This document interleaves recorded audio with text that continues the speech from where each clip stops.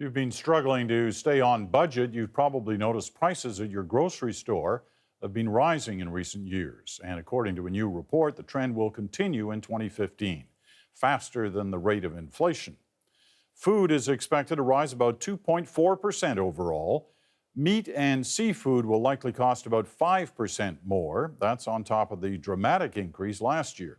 Seafood was up about 6%, meat more than 12%, bacon 25%. And if you don't eat meat, you still paid about 3% more for vegetables, all part of a long-term trend. Food prices climbing steadily over the past decade. Dianne Buckner has that story. We don't normally buy frozen pizzas. Pre-made food is a splurge for Catherine Langdon, but pizza was on sale at no frills. Being self-employed, we have to kind of watch our budget. She and her husband have both noticed prices rising. We have to plan our grocery list every week to make sure that it stays within a certain budget because we don't want to go over and have it affect our other costs.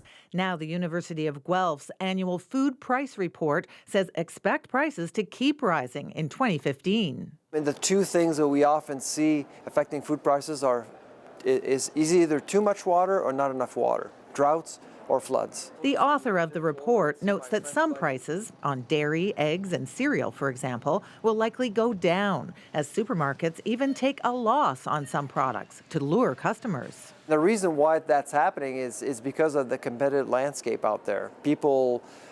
Retailers are using loss leaders to attract consumers to keep their market share. Consumers win when Target, Dollarama, and Walmart battle it out. In the average Canadian household budget, food takes up about 10%. So when prices rise, it can be a challenge to cut back. And it doesn't help that growth in wages is pretty much flat. We made this excellent little pie yesterday. This nutritionist says that reducing meat in our diets is smart for both health and the budget. Legumes are an excellent protein source as well. They're not a complete protein by themselves, but mix that with other, particularly with rices and other grains, legumes will give you the balanced nutrition, a balanced protein source. Catherine Langdon has a plan for 2015. It might mean that we need to be a bit more conservative with what we're buying and make sure that the extra treats we buy here and there are maybe a bit fewer and far between. That means treats like ice cream and pre-made pizza may be off the menu more often. Dianne Buckner, CBC News, Toronto.